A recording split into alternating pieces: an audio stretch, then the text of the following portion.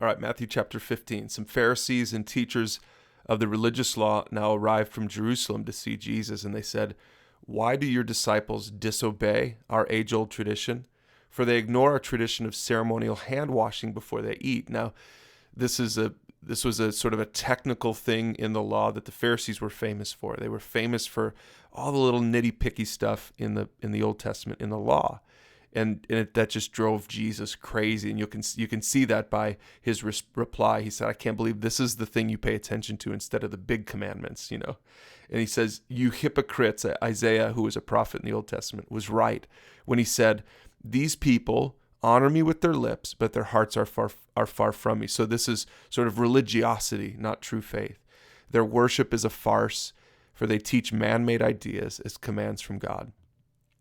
Okay, and then he turns to the crowd and he says, "Listen, try to understand this. It's not what goes into your mouth that defiles you." Because remember, go back up what they said. Listen, why they're talking about hand washing before they eat. And so he's returning back to the principle here. And here's the principle he's trying to teach them, because the Pharisees didn't understand it. And they were supposed to be the teachers. He said, "It's not what goes into your mouth that defiles you. You're defiled by the words that come out of your mouth."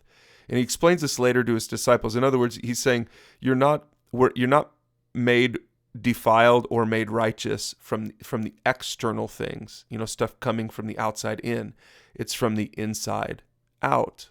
And again, you're going to learn more about this as we're going to learn more about the Holy Spirit's work in our lives to transform us from the inside out, not from the outside in. And so that's what he's talking about in these passages. And then it says, this is kind of an interesting passage. It says in verse 22, a Gentile woman, which means she wasn't Jewish. She lived there and she came to him and she said, "Have mercy on me, Lord, Son of David, for my daughter is possessed by a demon that torments her severely."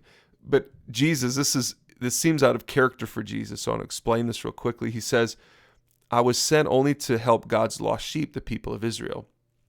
See, Jesus understood that his mission was to the people of Israel. He was Jewish, and all of these miracles he was doing for Jews, among the Jews. He was bringing the message to the Jews. Now you'll see in the book of Acts that his disciples will be the ones to bring the message to the Gentiles, to the non-Jews. So Jesus was a man on a mission. He understood this wasn't his mission. But this is an interesting example of this woman that just still pleads with him, and he ends up healing her anyway. So we really see the heart of Jesus. Even though he was on mission, he had a heart for all people. And that's what it says. He heals many people, and the crowd is amazed at all the healings that he ends up doing. Those who weren't able to speak were talking, and the crippled were made well, the lame were walking, the blind could see again. And notice what it says, and they praised the God of Israel. Remember, he was going to the Israelites, and so they praised the God of Israel, who of course is God. But pretty soon we're going to see this distinction between Israelite or Jew and Gentile just destroyed. But those issues will be dealt with in later chapters, especially starting with Acts chapter 9 and 10 and forward. So then this chapter finishes with Jesus feeding the 4,000. And so it's similar to the feeding of the 5,000 from the previous chapter. I'll let you read that and the rest of chapter 15, and we'll see you tomorrow for chapter 16.